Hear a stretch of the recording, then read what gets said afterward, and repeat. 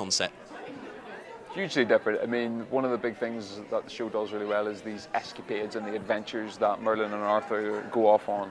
It's no longer just Merlin and Arthur. It's the knights coming along as well. So you've just got a variety, a fun feel to it. And of course, just having more people around is good. Not that we don't get on just Bradley and me, but it's just good having that atmosphere of everyone being around on set.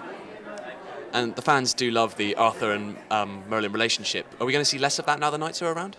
No, there's always going to be that. Merlin's always, it's his destiny to make sure Arthur goes to the throne. So he's always by his side, making sure that he's going to be fine. And yeah, there's always still going to be the banter of Merlin and Arthur. As serious as this series has become, it feels that there's a big step up in maturity-wise. There's still that charm and the fun that the show will always have. And why do you think fans have latched onto that Arthur and Merlin relationship so strongly?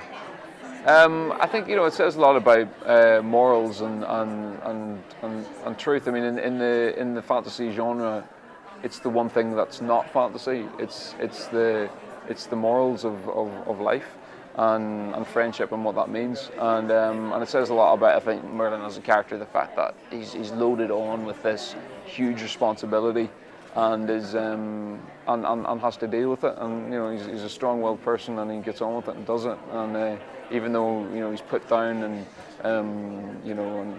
obstacles in his way, he overcomes. And did you enjoy getting the chance to play the old Merlin again this year? Yeah, that's brilliant.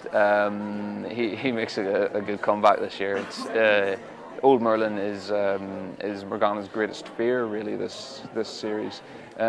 She becomes obsessed with trying to find out who this Emrys character is, and she keeps having visions of this old man. And it's great fun. It's a good chance, physically, vocally, everything. It's a great chance for me to have fun. And what is Merlin's relationship like with Morgana this year, now that she's finally been exposed as a villain? He's out to get her, I mean, it's a shame that she went the way she did.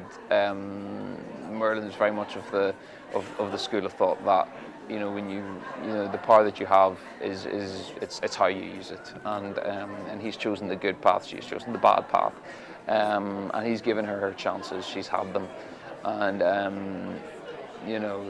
the way she is now, there's no going back for her. So the only way is to fight.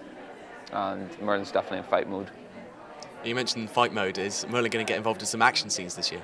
Definitely, yeah. You're seeing in general all the characters becoming a lot more mature and a lot more grown up.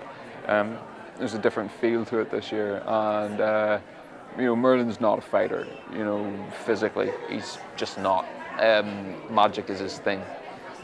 So when he's in situations where he can't use that magic, he has to play the part of the fool. He has to, it's the only way he can get away with what he does, because there's too many instances of him using magic and under secretive and nobody suspecting it.